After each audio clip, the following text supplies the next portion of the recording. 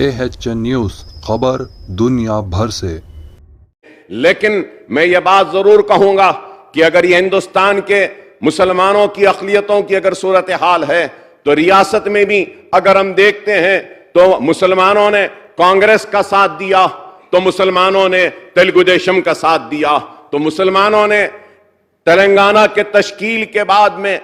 تلنگانہ راشٹر سمیتی جو آج بھارت راشٹر سمیتی ہے اس کا ساتھ دیا۔ تو ہم نے ہر ایک کو آزمایا، لیکن ہماری پسماندگی جوں کی تو رہی اور ہم وہیں کے وہیں کھڑے رہے۔ لیکن اس حقیقت سے بھی کوئی انکار نہیں کرے گا کہ 1960 کے دہے میں مجلس اتحاد المسلمین نے سب سے پہلے آندھرا پردیش کی اسمبلی میں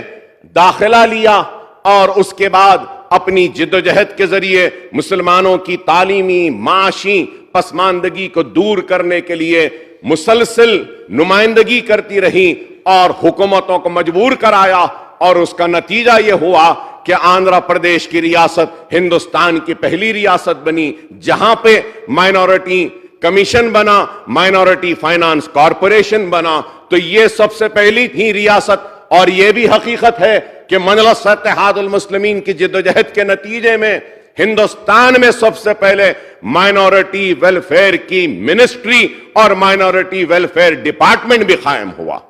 تو یہ مجلس اتحاد المسلمین کی ہے، لیکن یہ بھی ایک حقیقت ہے کہ اس سے کوئی انکار نہیں کر سکتا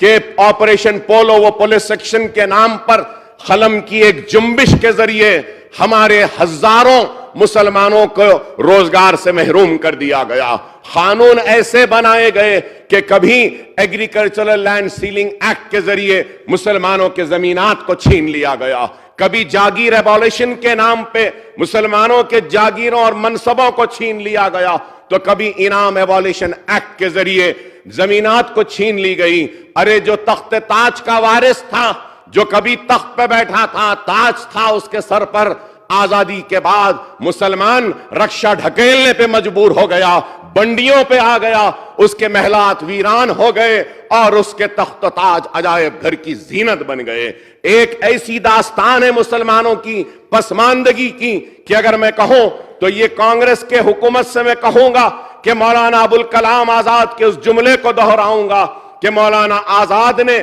پولیس سیکشن کے بعد حیدرآباد کا دورہ کیا تھا اور کہا تھا کہ پولیس سیکشن ایک ایسا ناسور ہے جو میں اپنے ساتھ اپنی خبر میں لے جاؤں گا۔